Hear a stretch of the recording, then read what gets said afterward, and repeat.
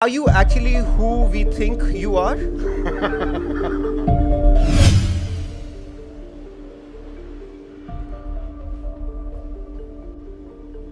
Hi, so welcome to Stories.fun.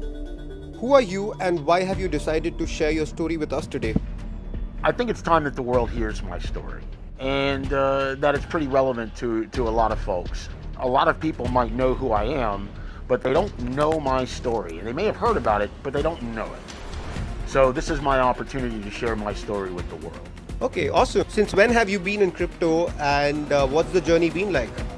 Well, I've been in crypto ever since there's been crypto. But in 2011, I had to take a break because my teenage daughter was kidnapped off the street from our suburban home. And it completely destroyed my life. And the one thing I had to do was get her back. Oh, okay. That's really sad to know. Now that we're talking about your family, do you want to tell us a little more about your family? I grew up in a little town called Florence, Kentucky. My mother was a teacher of English to Japanese students. My father was a computer science professor with a degree, with a master's actually, in business administration and economics. So, what happened to you seems to be any parent's worst nightmare. Do you want to tell us a little more about what happened in that phase of your life? Wow.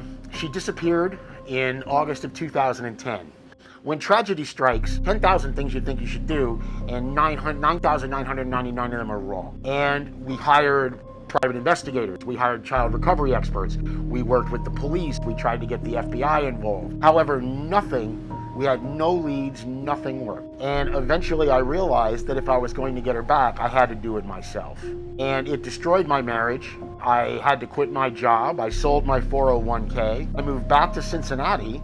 That's when I started to learn about what happens in sex trafficking. In the movie Taken, they say I have a particular set of skills. Well, I didn't here. I was a software engineer for 15 years, followed in my dad's footsteps. I didn't know anything about that life or what was involved in it. So I immersed myself in a criminal culture in order to get that education. After 2 years of not working and dedicating my life to trying to bring her home, I didn't have much money left. Till I remembered I had 150 BTC stored on an old PC that I'd been carrying around for those years in storage. That Bitcoin funded Bitcoin that I mined myself.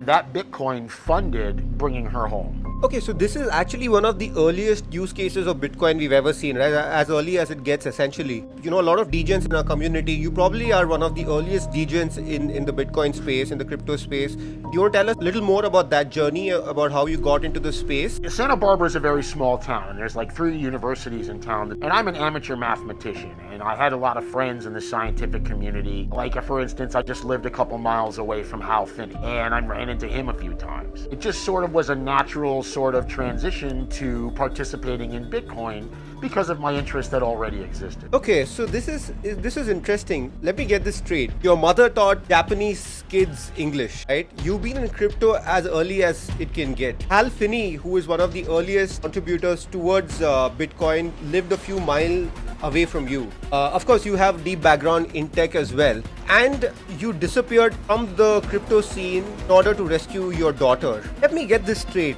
Are you actually who we think you are? His name is... Oh, well, he's here. Time to go.